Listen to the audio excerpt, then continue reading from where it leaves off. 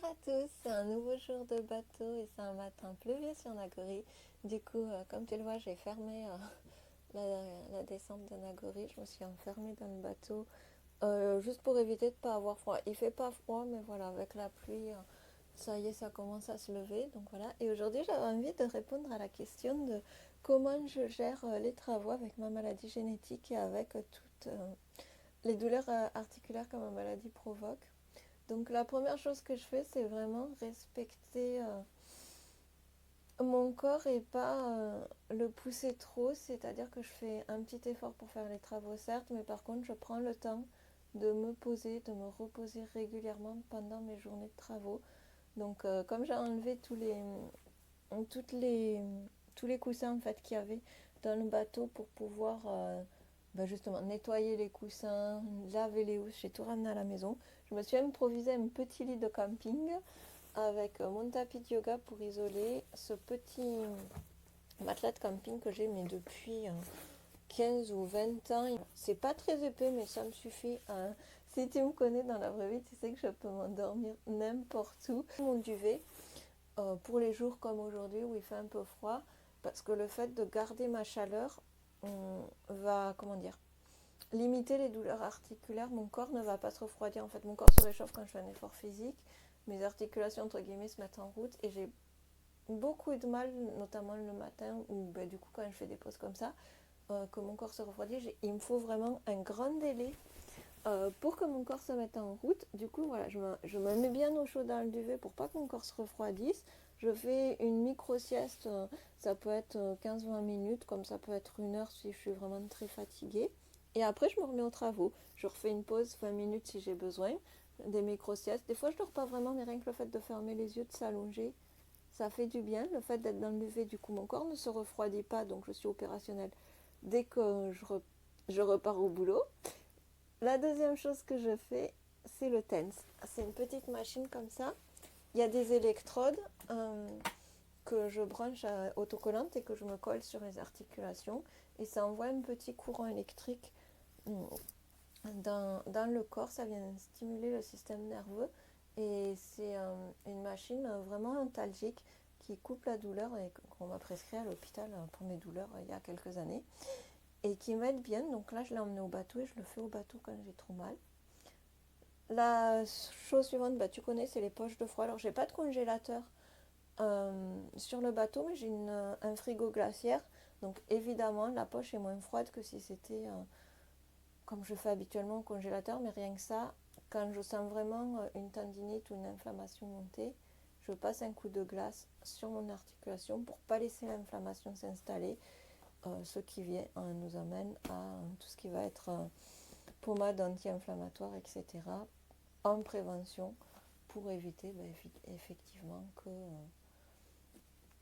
voilà, les tendinites ou les choses comme ça s'installent trop profondément parce qu'une fois qu'elles sont bien installées, c'est la merde. On va pas se mentir. Et si je peux éviter les infiltrations encore, j'en ai déjà eu.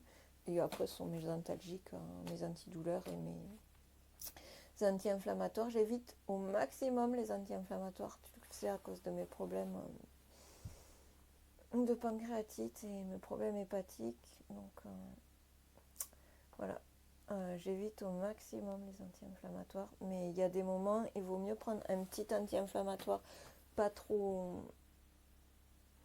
agressif avant justement que les choses s'installent ou quand tu sens que ça commence juste à s'installer, plutôt que de se retrouver avec des douleurs qui vont rester pendant des mois.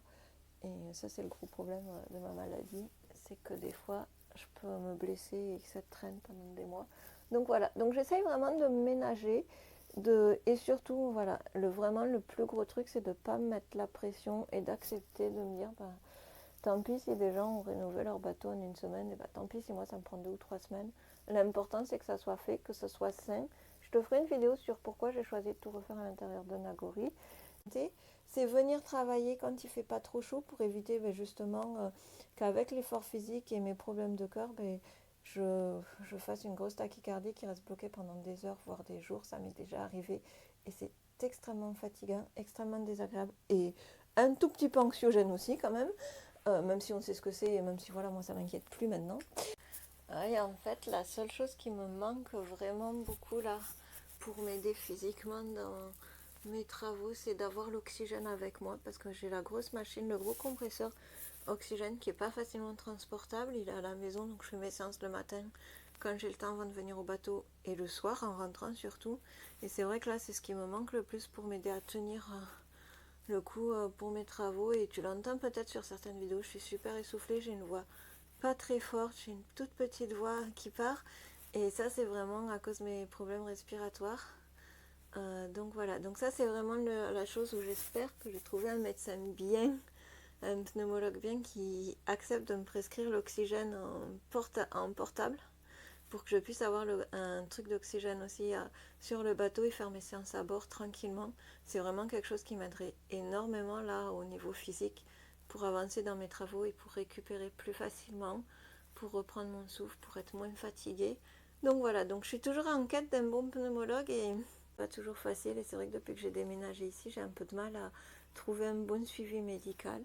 Mais malgré tout, quand je vois ce que j'ai gagné en qualité de vie, en bien-être à tous les niveaux, je regrette pas d'avoir fait ce choix de déménager et encore plus de, voilà, de tout miser pour enfin voilà, pour me rapprocher de mon rêve.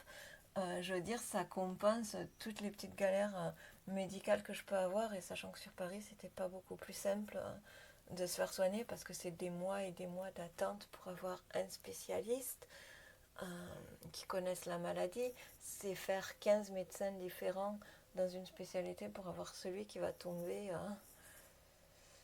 comment dire, dans le mille par rapport à la pathologie ou autre. Donc voilà, cette fois je vais vraiment te laisser parce que je parle beaucoup trop. Et voilà, je te laisse profiter de la belle vue. Même sous la pluie, je trouve que l'endroit est magnifique. Et rien que ça te donne une force incroyable, je trouve. Enfin, personnellement, moi, parce que la mer, c'est mon endroit chéri. Peut-être que toi, c'est la montagne. Mais rien que d'être dans un endroit, un environnement de vie où tu te sens bien, ça t'aide vraiment psychologiquement et moralement à encaisser tout ce que tu dois subir avec la maladie.